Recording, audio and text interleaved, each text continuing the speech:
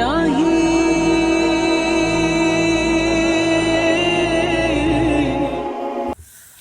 زیر بحث کتاب میں عورت کی زندگی کے ادوار سے متعلق مصنف نے جو کچھ کہا ہے وہ سب کمیونسٹوں کے اس خیال کی نقل ہے، مگر ایسی نقل جو کسی صورت سے ٹھیک نہیں بیٹھتی۔ ہمارے نظریے کے مطابق عورت کی زندگی میں ایسے ادوار کبھی نہیں رہے ہیں اور ان کا وجود بعید از امکان ہے۔ سماجی علوم کی تاریخ کے اعتبار سے پہلے اشتراکی دور کا وجود کسی طور پر درست نہیں۔ سماجی علوم کی تاریخ اب تک کوئی ایسی مثال نہیں پیش کر سکی کہ جس سے وہ یہ بتا سکے کہ نوع بشر میں کوئی ایسا دور بھی گزرا ہے جس میں گھریلو یا خاندانی زندگی کا فقدان رہا ہو۔ ہم ادوار کی اس بحث میں الجھنا نہیں چاہتے، بلکہ صرف اس دعوے پر تبصرہ کرنا چاہتے ہیں جس میں کہا گیا ہے کہ عورت کے پردے کا سبب مرد کی ملکیت ہے۔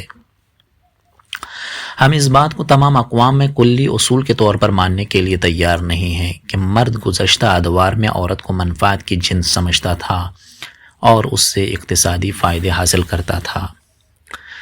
زوجیت سے مربوط محبت ہرگز اس بات کی اجازت نہیں دیتی کہ مرد زبردست طبقہ بن کر عورت کو زیر دست طبقہ شمار کرے، اس پر حکومت کرے اور اس کا استحصال کرے۔ یہ بات بالکل ایسی ہے جیسے ہم یہ کہیں کہ گزشتہ ادوار میں ماں باپ ایک طبقہ بن کر دوسرے طبقہ کی صورت میں اپنی اولاد پر حکومت کرتے اور ان کا استحصال کرتے تھے۔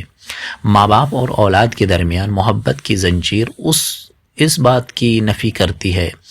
زوجین کے درمیان محبت گزشتہ اقوام میں آج سے زیادہ رہی ہے۔ عورت نے اپنے حسن و جمال کے ذریعے مردوں کے دلوں پر حکومت کی ہے، بلکہ انہیں خدمت پر معمور کیا ہے۔ مرد اپنی رضا و رغبت سے عورت کو نان نفقہ فراہم کرتا ہے تاکہ اسے خوش رکھ سکے۔ اس نے عورت کو محاذ جنگ سے دور رکھ کر خود بال بچوں کی حفاظت کے لیے لڑائی لڑی ہے۔ لیکن ساتھ ہی ہم اس بات کو تسلیم کرتے ہیں کہ مرد نے گزشتہ ادوار میں عورتوں اور بچوں پر زیادتی کی ہے اور ان دونوں سے اقتصادی فائدہ حاصل کیا ہے۔ اس نے تو خود اپنے آپ پر بھی ظلم کیا ہے۔ مرد نے از روئے استحصال نہیں بلکہ از روئے جہالت اور تعصب اپنے اوپر اور اپنے بال بچوں پر ظلم کیا۔ اس نے اقتصادی اعتبار سے عورت کی خدمت بھی کی ہے اور اسے اقتصادی فائدہ بھی حاصل کیا ہے۔ جب کبھی مرد کی طبیعت میں خشونت پیدا ہوئی اور محبت کا زور اس کے وجود میں کم ہوا تو اس نے عورت سے اقتصادی فائدہ اٹھایا، لیکن ہم اس کو 19ویں صدی سے قبل کے معاشروں پر محیط ایک کلیہ قرار نہیں دے سکتے۔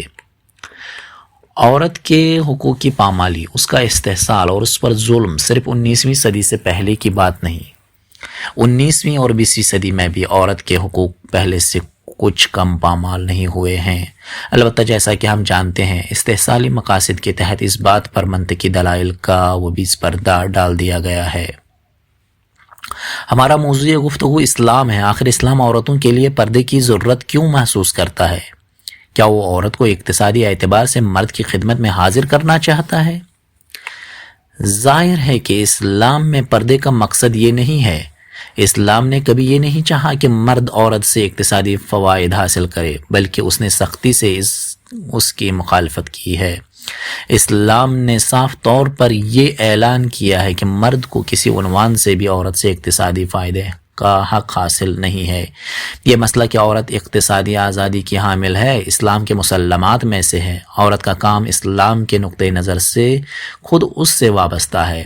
عورت چاہے تو گھر کے کام نیک عملی کے طور پر بلا معاوضہ انجام دے سکتی ہے، وگرنہ مرد کو یہ حق نہیں پہنچتا کہ وہ اسے مجبور کرے۔ یہاں تک کہ اسلام دودھ پلائی کے مسئلے میں بھی باوجود اس کے کہ یہ عمل زوجہ کے فرائض میں شامل ہے، اس کے حق کے اجرت کو ساکت نہیں کرتا۔ یعنی اگر ماں بالفرض 1000 روپے کے عوض اپنے بچے کو دودھ پلانا چاہتی ہے اور ایک دایا بھی اس کام کے لیے اتنا ہی معاوضہ طلب کرتی ہے تو شوہر پر لازم ہے کہ وہ اپنی زوجہ کو مقدم رکھے۔ باپ فقط اس صورت میں بچے کو دایا کی سپرد کر سکتا ہے جب بچے کی ماں دایا سے زیادہ رقم طلب کرے۔ عورت اپنے لیے ہر کام کا انتخاب کر سکتی ہے، مگر یہ کہ وہ کام گھریلو زندگی اور ازدواجی حقوق پر اثر انداز نہ ہو۔ مزید یہ کہ اس سے حاصل ہونے والی آمدنی بھی پورے طور پر اس کی اپنی ہوگی۔ اسلام میں پردہ اگر عورت کے اقتصادی استحصال سے عبارت ہوتا تو وہ عورت کو مرد کی بیگار کے لیے مقرر کرتا۔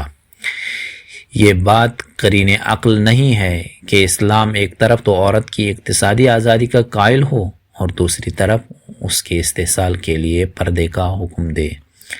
پس اسلام کا ہرگز یہ منشا نہیں تھا۔ تیسرا نظریہ، حسادت مرد۔ اسباب پردے کے ایک اور پہلو کا ذکر کیا گیا ہے جو اخلاقیات سے متعلق ہے۔ یہاں بھی سابقہ نظریے کی طرح پردے کا سبب مرد کا تسلط اور عورت کی مجبوری بتایا گیا ہے، مگر اس فرق کے ساتھ کہ یہاں اقتصادیات کے بجائے اخلاقیات کی بات کی گئی ہے اور کہا گیا ہے کہ مرد کا عورت کو یوں اسیر بنائے رکھنے کا سبب یہ ہے کہ اس میں دوسرے مردوں کے لیے حسد کا عنصر پایا جاتا ہے۔ وہ یہ نہیں چاہتا کہ کوئی دوسرا مرد اس کے گھر میں رہنے والی عورت پر نظر ڈالے یا اس سے ہم کلام ہو۔ اس نظریے کے حامیوں کے مطابق دینی قوانین نے اگرچہ دوسرے معاملات میں خود غرضی کے ساتھ جنگ کی ہے، مگر اس معاملے میں اس نے مردوں کو خود خواہی کے قرین صحت جانا ہے۔ برٹرینڈ رسل کہتا ہے، انسان مال و متاع کے معاملے میں خود خواہی اور بخل پر کسی حد تک غلبہ حاصل کر سکا ہے، لیکن عورت کے بارے میں اس کی یہ کوشش ناکام رہی ہے۔ رسل کے ہاں غیرت کوئی قابل تعریف صفت نہیں ہے بلکہ ایک طرح کا بخل ہے۔ رسل کے بیان کا مطلب یہ ہے کہ اگر بخشش دولت کے بارے میں اچھی ہے تو عورت کے بارے میں بھی اچھی ہونی چاہیے۔ بخل، تنگ نظری اور حسد اگر مال کے لیے مذموم ہے تو عورت کے لیے کیوں کر مستحسن ہو سکتی ہے؟ یہ کیا بات ہوئی کہ دوسروں کو کھانا کھلانا اور ایثار کرنا اقتصادی اخلاق میں قابل تعریف ہے، لیکن یہی ایثار اور دوسروں کو مسرت بخشنا جنسی اخلاق میں مذموم ہے؟ رسل جیسوں کی سوچ میں اس قسم کی تبدیلی کی کوئی معقول وجہ نہیں ہے کہ اخلاق جنسی امور میں انسان کی خودکائی پر غلبہ حاصل نہ کر سکا، بلکہ اس کے برعکس وہ خود پرستی کا شکار ہوا اور اس نے اپنی پستی کو مرد کی جانب سے غیرت اور عورت کی جانب سے پردے کا نام دے کر اسے اخلاق حسنہ کے عنوان سے قبول کیا۔ تبصرہ: ہماری نظر میں مرد عورت کی پاک دامنی کا خواہاں ہے۔ وہ چاہتا ہے کہ اس کی بیوی پاک دامن ہو، تاہم عورت بھی اپنے آپ کو اس صفت سے متصف رکھنا چاہتی ہے۔ اس کی حساس طبیعت میں یہ رجحان پایا جاتا ہے کہ اس کا شوہر کسی دوسری عورت سے تعلقات نہ رکھے، لیکن ہمارے خیال میں اس رجحان کا تعلق کسی اور بات سے ہے۔ حالانکہ مرد کا رجحان بھی کچھ اسی طرح کا ہے، تاہم ان دونوں میں بڑا فرق ہے۔ مرد میں جو جذبات پائے جاتے ہیں ان کا منشا یا تو غیرت ہے یا غیرت اور حسد کا ایک آمیزہ، لیکن عورت کے وجود میں صرف حسد کا دخل ہے۔ ہم مرد میں پاک دامنی کی ضرورت اور میاں بیوی کے درمیان اس کی اہمیت کے بارے میں گفتگو کرنا نہیں چاہتے۔ فی الحال ہماری گفتگو مرد میں پائے جانے والے اس احساس سے متعلق ہے جسے غیرت کہا جاتا ہے۔ پہلی بات تو یہ ہے کہ کیا غیرت حسد کا دوسرا نام ہے یا پھر یہ کوئی اور حقیقت ہے؟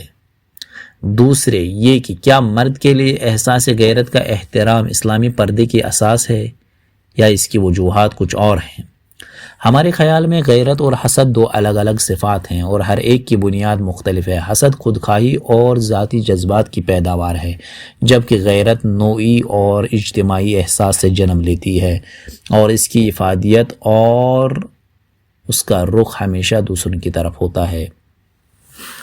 غیرت ایک طرح کی محافظت ہے جس سے خالق بشر نے نسلوں کی شناخت اور انہیں اختلاط سے بچانے کے لیے انسان کے وجود میں رکھا ہے۔ دوسروں سے اپنی عورت کے میل ملاپ کے سلسلے میں مرد کی غیر معمولی حساسیت کا راز یہ ہے کہ فطرت نے اس سے آئندہ نسل میں نسب کی حفاظت کی ذمہ داری سونپی ہے، اور یہ احساس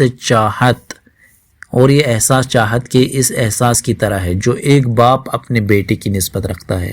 سب جانتے ہیں کہ اولاد کے سلسلے میں ماں باپ کو کتنے دکھوں اور خرچوں کا بار اٹھانا پڑتا ہے۔ اگر انسان میں اپنی اولاد کے لیے غیر معمولی محبت کا جذبہ نہ ہوتا تو وہ کبھی توالد و تناسل اور حفاظت نسل کے لیے اقدام نہ کرتا۔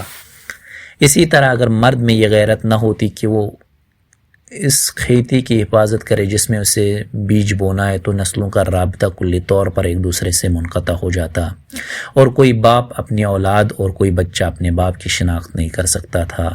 رابطے کا یہ انقطاع انسان کے اجتماعی شعور کو متزلزل کرتا ہے۔